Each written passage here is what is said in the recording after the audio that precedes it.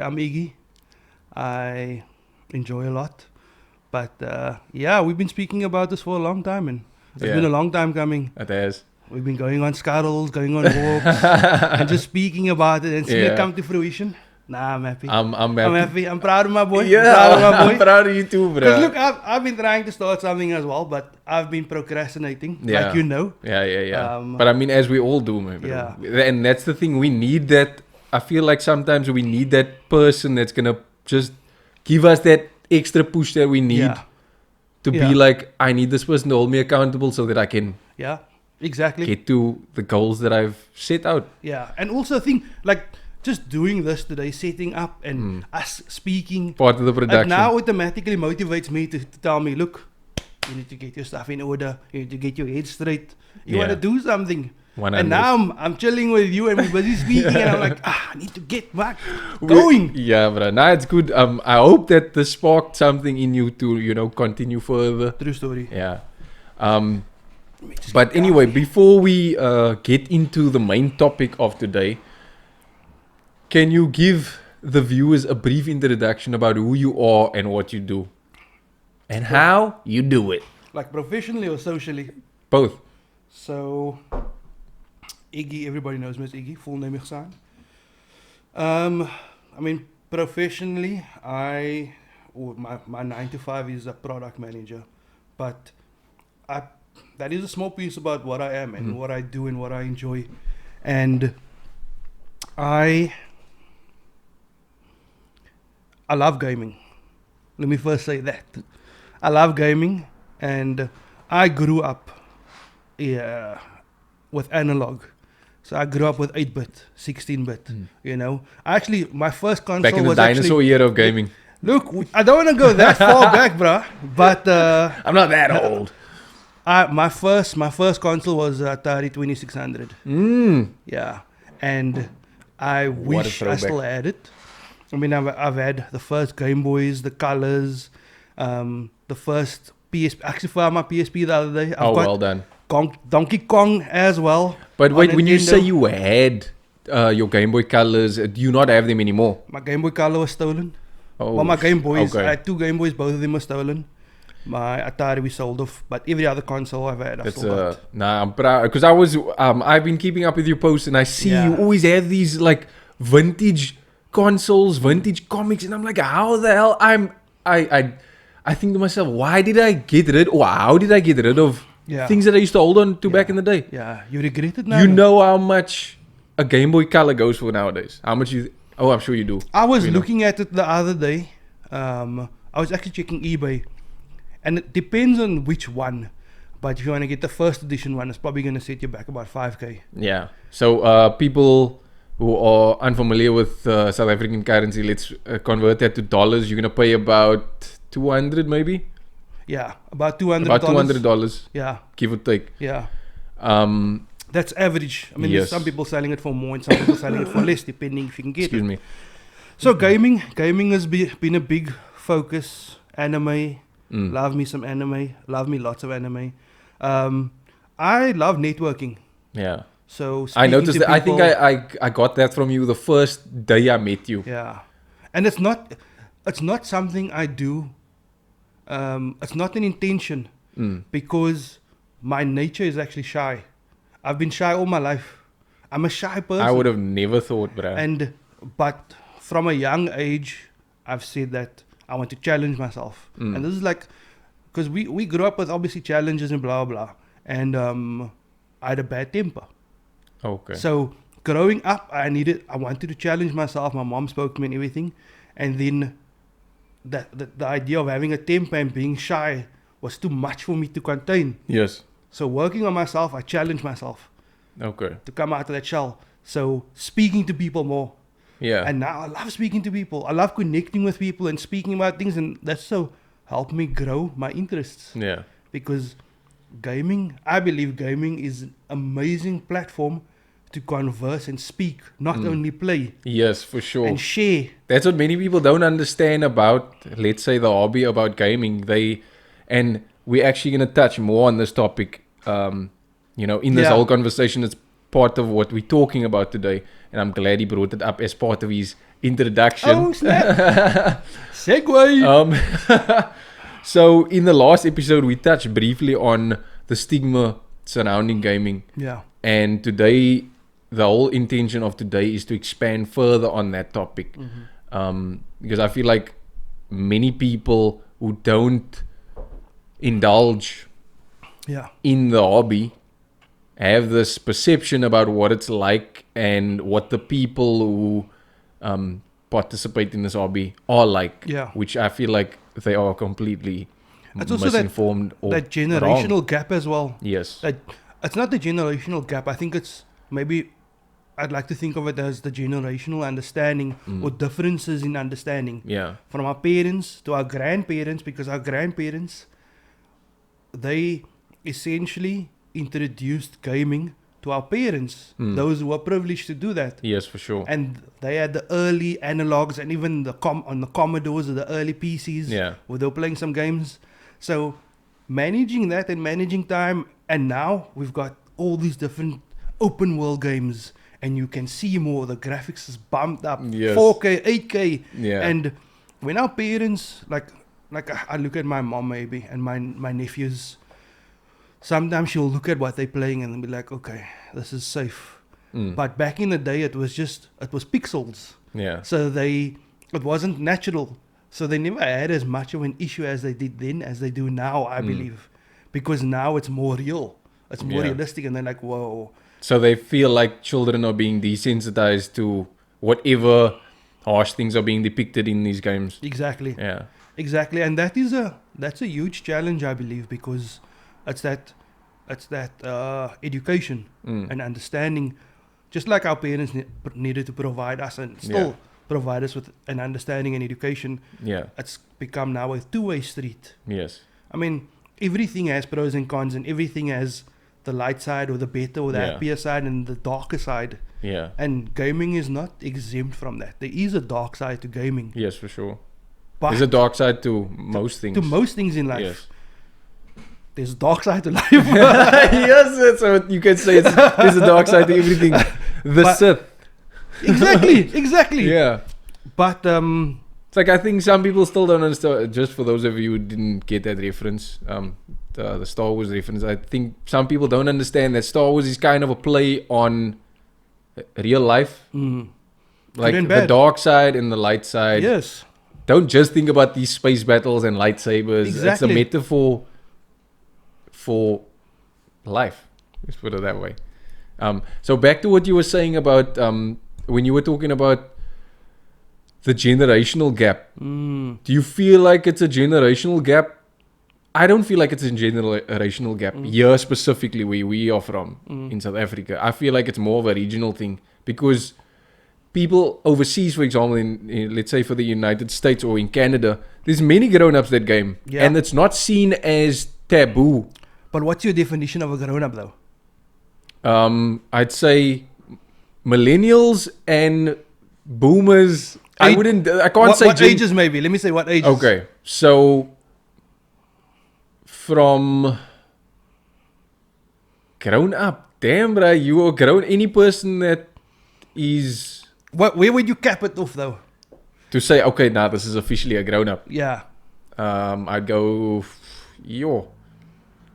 because I still feel like I'm a kid, bro. Exactly, bro. I'm not gonna give away my age. I was now gonna ask you, please. Are you gonna die? You don't. But yeah, if you don't feel comfortable with it. Nah, I'm easy. So I'm 40 this year. So yes. So it's good that you told me that now because I wanted to let you guys know that the eldest millennial is 40 years old today. So he is the first. He's of the first millennials. Yeah. When millennials started. Yeah. You were born into... if we go to the classification of millennials and all the things, boomers, blah, blah, we're actually classified as zillennials. Zillennials because... So because you're on the border of boomers and millennials? Well, not necessarily that, because we grew up in analog and we were introduced into digital. So we phased in. It's almost like South Africa, standard 1, 2, 3, 4, 5, and then at some point it became grade. Yes. So I'm actually let's look ages, blah blah. Go for it. So I was in standard 7, which is on high grade school. 9. and then the next year, or towards the end of the year, they They changed introduced the grade. Yeah, the The OBE. grading. Was it the OBE system or? Yes. Yeah, yeah, I think it was the OBE system. Or I FET. think so. Now FET is colleges, isn't it? I can't remember, know. but I think it was the OBE when they changed from Yes. standards to grades. Yes. So I went from standard 7 to grade 9. I'm like, okay, at least I'm not the ach. But How's that one reference? Yeah, but I love it.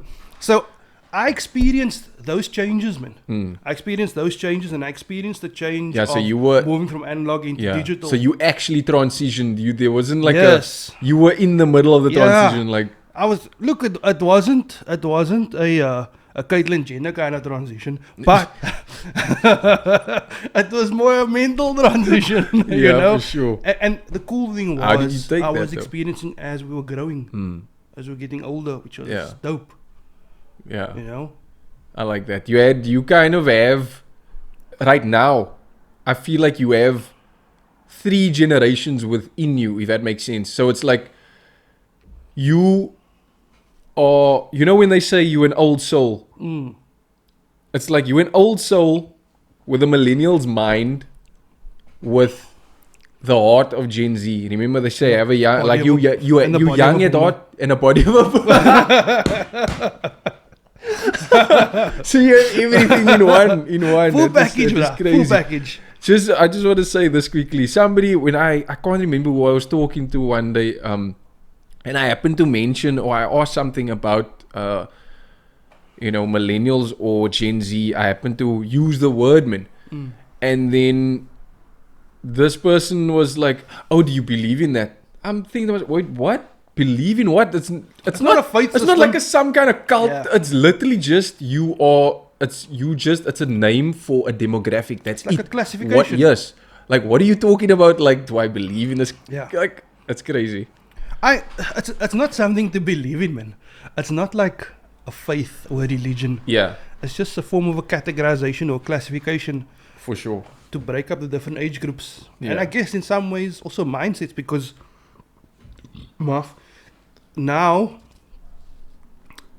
nowadays you hear a lot of people speaking derogatory about the classifications or the categorizations. Yes. I'm not sure which one, if I should call it categorization or classification. But Yeah. Just say demographic is fine. like they'll say like, these bloody millennials, Yes. you know, and they say because, and I think it's weird, like it's weird to speak about it, but it's common. Yeah. But it's not really a religion or faith that you should believe in. You know? Yes, it's literally just a classification, like you said. Yeah, I don't agree with that kind of Yeah. thinking. It's weird. Maybe people, I think it's because we like putting labels on things, and so that we can distinguish, okay, Yeah. you from that era, Yeah. you from that era. So automatically now we're going to assume that that's your way of thinking. Exactly. Yeah. But like coming back to the gaming, the stigma around it, it's also, if we look at those classifications of boomers, millennials, Gen Z, Yeah. you'll find that the later classification or the later millennials and Gen Z, they were in some way, they actually forged new ways of gaming and understanding. Yeah. I mean, there's a lot that came from it. Before, gaming was just sitting in your room or sitting with your friend fighting over the first player controller. Yeah. And then we got wireless controllers, and everything was on one controller, and you could buy the same controller. Yes. And then you could start streaming, and then you Yeah. could start creating content. And that group of people, as much as people hate on those groups of people, There's They a actually- large community behind it. they created communities. I Yes. was going to say Yeah. exactly that. They created a way to share and understand. Yeah. That's an awesome thing. As people that share the same interest. For a long time, I felt like I didn't have that before I started Twitch. And then I thought to myself, like, where? Because sometimes you just want to, you can see like it lights certain people up when they talk about it. And that doesn't necessarily mean they are just the type of people, oh no, you're going to sit now in front of your machine all day and that's all you ever do. You don't do anything else. Like to me, there has to be balance in life. Yeah. But if something lights someone's spark, let him be. Because that's where their confidence stems from. Exactly. Like I'm thinking to myself, where did it start? Where did the stigma start, man? You know what I mean? Because certain hobbies are not looked down upon as others. Cricket, for example, I can't watch cricket because I don't see the appeal in it. No offense if you like cricket. Nah, I like cricket, but I understand what you mean. Yeah, I don't have the patience for it, to be honest. So, for example, people love watching series. Series, in some people's eyes, can be seen as a waste of time. Like, people will look at gaming as, oh, no, is that all you're doing? First of all, and I can understand this, people who watch series, who love talking about it, they love the stories behind it. Yeah. They love the characters behind it. The world building. It's the same with gaming. Just because I love gaming so much doesn't mean I'm playing it all day, every day. I love everything that goes behind it. We can give you another example. Podcasting, for one. Or content creation. People just think about, oh no, you see the end product and that's no. What happened before we started this? We had to set up, it's getting everything ready. That is part of, let me just put that to you. That is part of what brings joy about creating this kind of thing. Exactly. And I feel like people need to understand that so that they're not so quick to judge whenever they see someone enjoying something and then they have this preconceived notion about like what the person's like. Yeah. Do you not do anything else with your life? Is that all you do? Gaming? Because that's why I don't like talking about it. I didn't used to like talking about it. Especially people in the workplace knowing that, oh no, he loves gaming. Because we don't just love gaming, bro. We've taken it to another level. There's so many more things we love. It transcends this idea of what gaming is, or this definition of gaming, because there's an appreciation for the storyline. There's an appreciation for the graphics. Yes, the visuals. The visuals is like there's an appreciation for motion. You know how motion you can capture. move through it. Because if you feel, one of the first things when you play a game, you look at how your person or your individual, your character is moving. Yeah. The fluidity of it. Yes. And if it's jagged or arcing. Yes, they call it the frame drops. When the frame drops specifically. Yes, it breaks your immersion, Then you're like, oh, I can't do that. I don't want to play this game anymore. No. You know, so you become a critic inclined with your personal preferences. Yeah. And just to backtrack a little bit, you said hobby earlier, and then I said sport or hobby. Now, we look at gaming.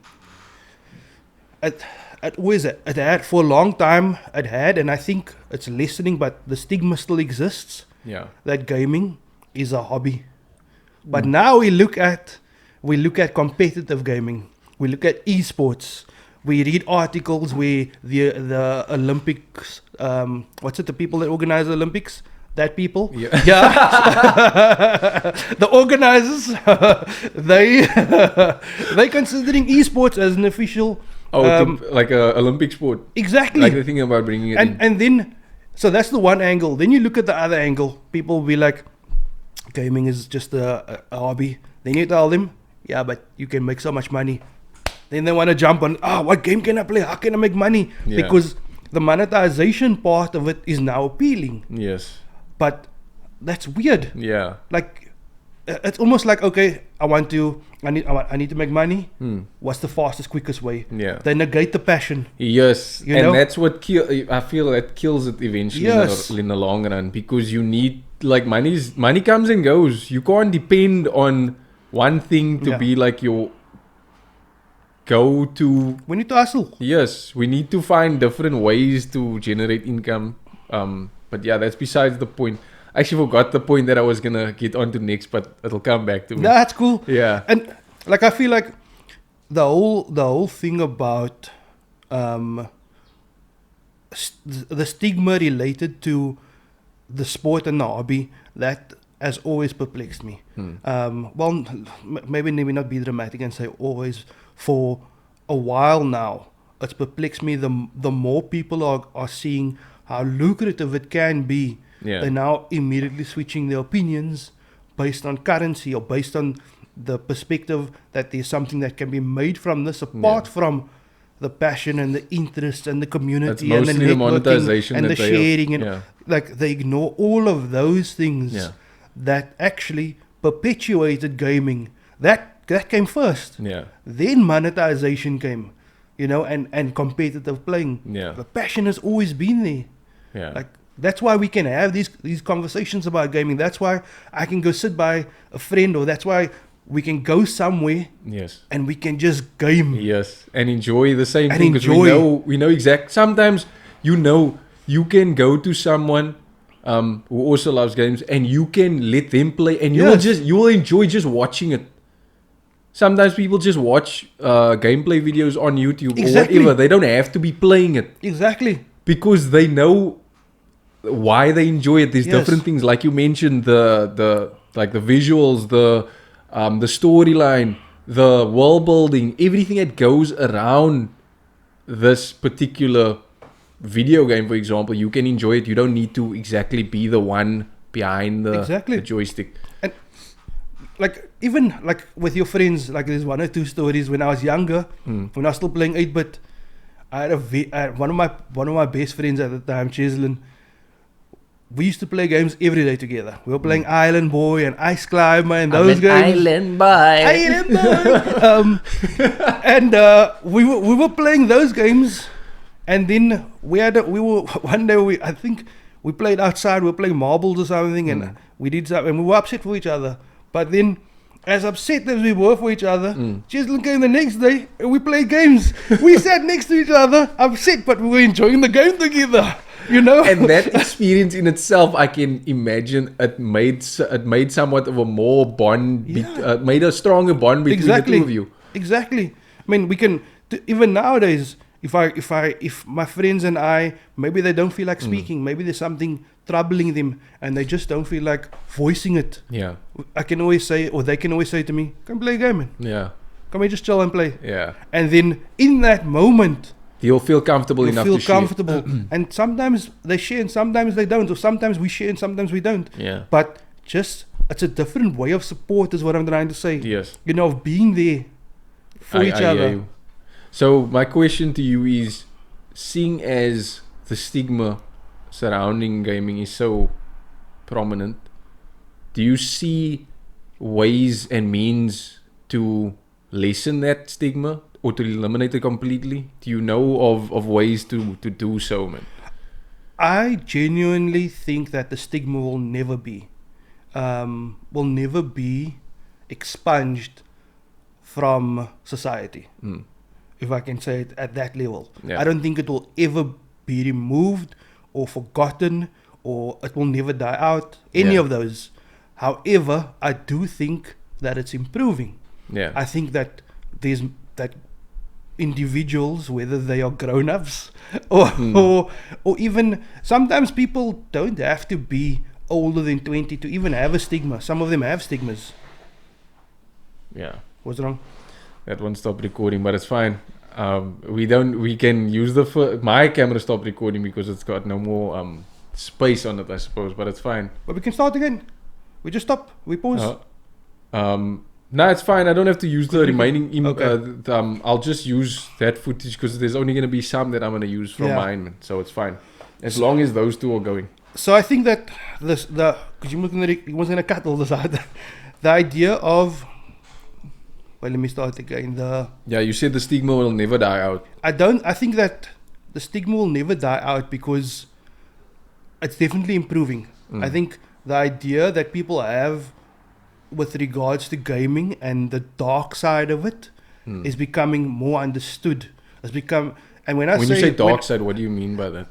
So I mean Did you hear about the story that happened last weekend about this Twitch streamer that you didn't? Oh, shooting. You did? Yes. Yeah. So things like that. But I saw the video. I skrik me binne in. Yeah, me too. And the cool. So I look at Twitch in that. I'll come back to the dark side. Twitch acted so fast if I compare it to things like Facebook, Twitch removed the video as soon as they got wind of it, and then they monitored reshares. The video still got out. Yes, Someone for still, sure. Someone's did recording screen recordings it and like immediately. They can only do so much, but they acted immediately.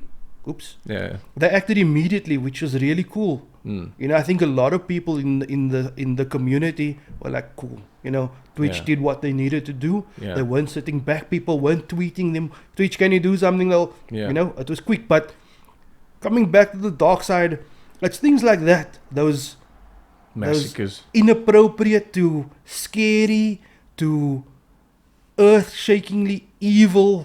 Because I think that's like an earth-shakingly evil event that happened. Bro. Like events like that can easily be understood as this is bad about gaming. Yeah. However, it's not related to gaming. It's the person. They used gaming mediums.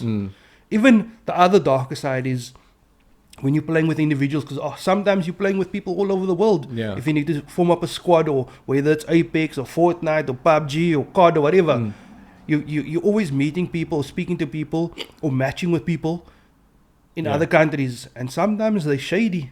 Yeah. Shady AF. Toxic people. Whether they're toxic, whether So they I don't say like playing with crazy randos, things. bro. I don't like playing with randos.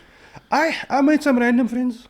Yeah, Again, just talking to them. Now, the people that I would say that I play with on an international level is people that I became acquainted with through Discord and Twitch, and they, to this day, I still communicate with them. I haven't played games in a while, but just to get on that topic about playing with people from all over the world, I made strong friendships, and those are friendships that I still want to keep with me for years to come. Exactly. Yeah, and I think that's one of the great things about gaming. The only thing that I don't like about the whole stigma thing, and it's especially and it's kind of the reason why, if you notice, that I removed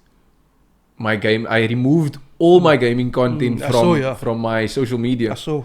And the main reason for that is because of how it impacted me negatively in the workplace. I didn't, because I was being monitored, and there was a time where I was being monitored, and I was oblivious to it. I didn't think too much about it. Monitored or like stalked? Monitored as in, I can't call it stalking, because if you're working for a company. Oh, monitored by your company. Yeah. Oh, not individuals. No. So individuals, but within the company that I can't obviously name names, but I know there were people that were looking at what I was doing, and then it's like they will think to themselves, okay, no, this is all he does. Like, just because I post gaming content a lot of the time, like I told you, it doesn't mean I'm playing every minute of the day. Or a whole day. Or a whole day, whatever. Yeah. This is my side passion. Yeah. And I keep that separate from my work life. But because my performance at work was taking a dip, you needed to do something. It's like, I think, I can't say for sure, but I think that it was tied to, like, okay, this person is like this, so that's why he's not performing. Yeah. And because working from home was, for me, it was a big issue.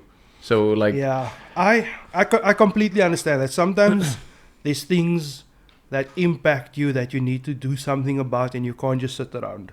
Yeah. And I look at, like, again, just meeting people. Like, I want to say that playing with randoms is not a bad thing, man. Yeah. It's not an evil thing. It's not. Where it becomes a bit dark is when they say crazy things or do crazy things, and then it becomes very questionable. It's those actions, essentially, that become questionable.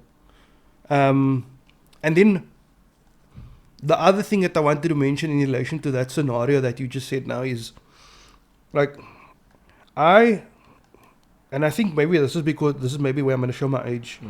I think, but you already said how old you were, so it's fine. Okay. Now, I'm not show my age. I'm going to expand on my age. I have a zero fucks. I have a zero kind of policy of I don't take people's crap. And if you want to say something to me, step up and say something to me, man. 100. You step up, you phone me, or you come to my house and we speak. Yeah. And I'm not going to get violent with you. I'm going to speak to you like an individual. But these keyboard warriors and these trolls and these people that are hide behind that keyboard and that veil. Like, I think the worst scumly cowards in the world. Did you hear that? I'm sure you heard about what Mike Tyson said about this recently. Yeah. People are saying too many things I on the internet. completely agree with Mike. I love When he clapped that bra on the plane, I wanted him to clap me more. Yo. Because people are getting too comfortable by With saying saying negative things. Even like I look at some of the You have to tell him, dude, you about to get your ass whooped. yo. You about to get your ass whooped. Yeah, you have to clap that, bruh. Like I look at some of the female streamers, and some of them I've met through your streams, and some of them I've met just checking Twitch, and then we follow each other maybe on Insta or whatever. And then I look, sometimes they post selfies, and then there's Owens being all like cringy, man. Like, oh yeah, for sure. Like for me, I see that all the time. And they like, give an example. I like examples. Like name a person. No, not name a person. Just say what was said. Let's say a girl posts a selfie and whatever. What does the guy say? Well, maybe let's just stop there. And before I jump into that quick answer, like I believe that women and female content creators always garner, or often, not always, often garner more comments and interaction than males, because it's a fact. There's a huge male population that is always hungry. And when I say hungry, no cap, they are always looking at the physique and the body, and then I'm like, then just go to Pornhub, man. Yeah. Why are you on Twitch? Yeah. Even though there's these bathtub sessions in Twitch and all of those that's a completely separate thing. Don't get me started on that, but like I was looking at someone posted today, I think it was last night, saying that she's going to do a 1v1 in Apex. And then I think you know who I'm talking about. Yeah, I know exactly. And then and she she's an attractive person. Yes. But the comments, like I feel, and this is maybe just me, man, I feel like it's so, like if I must think something about this person because I appreciate the game, and then I'm already checking myself mentally, like, why are you thinking that? Yeah. But if I see a comment and I'm like, why is this brother saying this? And the comment was, she said, someone asked her about Taco Bell, and then what's her favorite thing, which is a fair question, it's a normal question. And then she said they removed her favorite thing.